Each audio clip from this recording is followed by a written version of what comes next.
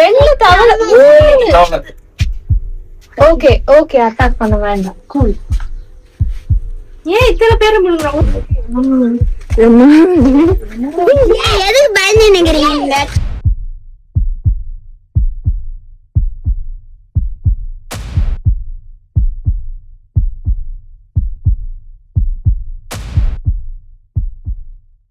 நமக்கு பக்கத்துல ஒரு 5 அல்லது 6 கிலோமீட்டர் தூரத்துல தர்மாபுரம்னு ஒரு கிராமம். அங்க சமையலறைக்குள்ள ஒரு பாம்பு நுழைஞ்சிருச்சு அப்படின்னு சொல்லி நம்ம குழுவுக்கு அழைப்பு வந்த உடனே நம்ம ஏரியா ராமாபுரம் வந்துட்டேன். ஃபர்ஸ்ட் லெஃப்டா? First left. ஊரு ஃபர்ஸ்ட் தெரியாதான்ல? ஆமா சார், தண்ணி டேங்க் இருக்கு பாருங்க சார், அதுதான். தண்ணி டேங்க் இருக்காமா இங்க?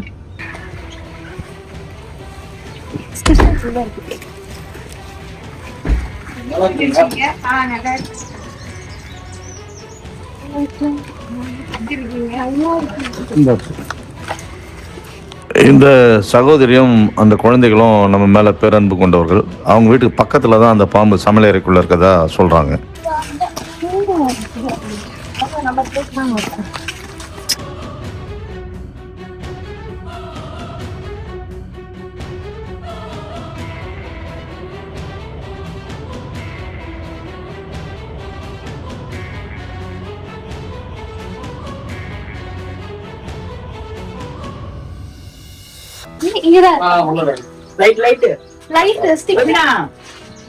ஸ்டிக் லைட் வந்துச்சா? எங்க அடிக்கலான்னு அடிக்கூடாதுன்றாங்களா அம்மாங்களா? அவளை எடுத்துக்கேன் இந்த வலிக்குதான் சும்மா போட்டு சும்மா அது கேஸ் அந்த இதா இருக்கு.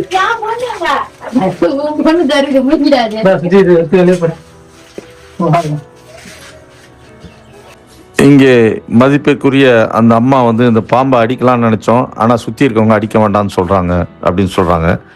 இதை நம்ம கூர்ந்து கவனிச்சா கிராமப்புறங்கள்ல பாம்பினால் ஏற்படும் விபத்து ஏராளம்.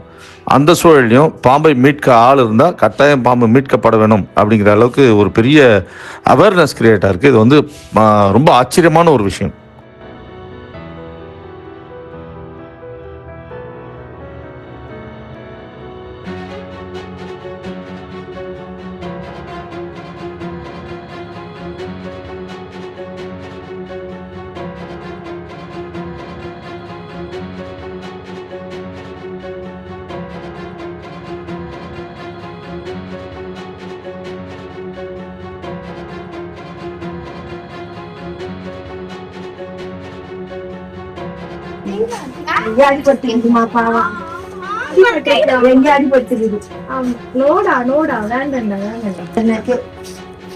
ஆமா, இது முழுங்கி இருக்காரு. ஆமா, ஏதோ மூடிக்குது.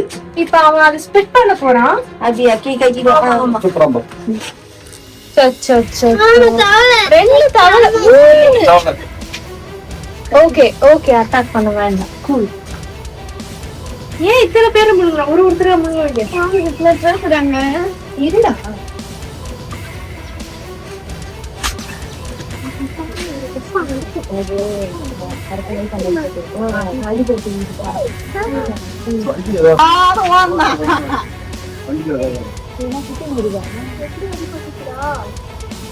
அதுக்கப்புறமா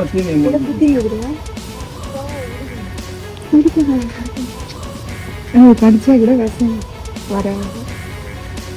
அது ரொம்ப பக்குவமா பிடிப்பாங்க, தெரியாதுங்க. எதுக்கு பயந்து நிக்கிறீங்க?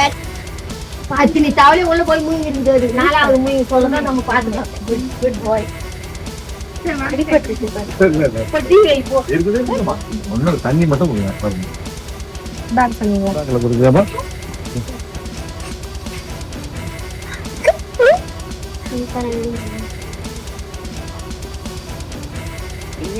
பாத்து எவ்வளவு நேரம் ஆச்சுமா?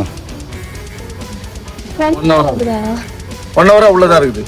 அது ஃபீடிங் எடுத்ததால போய் அங்க செட்டில் ஆயிடும். அது ஜீரணம் ஆகிற வரைக்கும் அங்க உட்காந்துரும் அமைதியா. கால் பண்றதுக்கு முன்னாடி ஒரு 1/4 hour முன்னாடியே பாத்துட்டாங்க.